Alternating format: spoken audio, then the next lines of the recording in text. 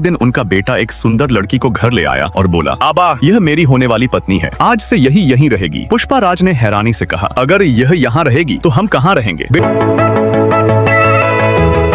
बेटे ने ठंडे स्वर में कहा, आप दोनों अपना रास्ता देखिए और इस घर से निकल जाइए। यह सुनकर दोनों माता पिता हैरान रह गए, लेकिन बेटे ने उन्हें धक्का देकर घर से बाहर निकाल दिया। पुष्पा राज अपनी पत्नी के साथ रोते हुए वहां से चले गए। अब उनके पास रहने की कोई जगह नहीं थी। वे सड़कों पर भीख मांगने लगे और खेतों में मजदूरी करने लगे। पुष्पा राज हर रात अपने बेटे के बारे में सोचकर रोते थे। एक दिन जब वे और उनकी पत्नी तेज धूप में खेतों में काम कर रहे थे, तभी उनकी पत्नी अचानक फिर से बेहोश हो गई। पुष्पा राज घबरा गए और जोर जोर से चिल्लाने लगे, कोई बचाओ, कोई बचाओ, लेकिन किसी ने उनकी मदद नहीं की। आखिरकार वे खुद ही अपनी पत्नी को अस्पताल ले गए। डॉक्टर ने जांच के बाद कहा, अगर आपकी पत्नी को बचाना है तो तुरंत 1 लाख रुपए चाहिए। यह सुनकर पुष्पा राज के होश उड़ गए। उन्होंने गांव के कई लोगों से मदद मांगी, लेकिन किसी ने एक पैसा भी नहीं दिया। हार मानकर वे वापस अस्पताल आए तो देखा उनकी पत्नी बिल्कुल ठीक हो चुकी थी। उन्होंने डॉक्टर से पूछा, डॉक्टर साहब, मेरी पत्नी के इलाज का पैसा किसने दिया?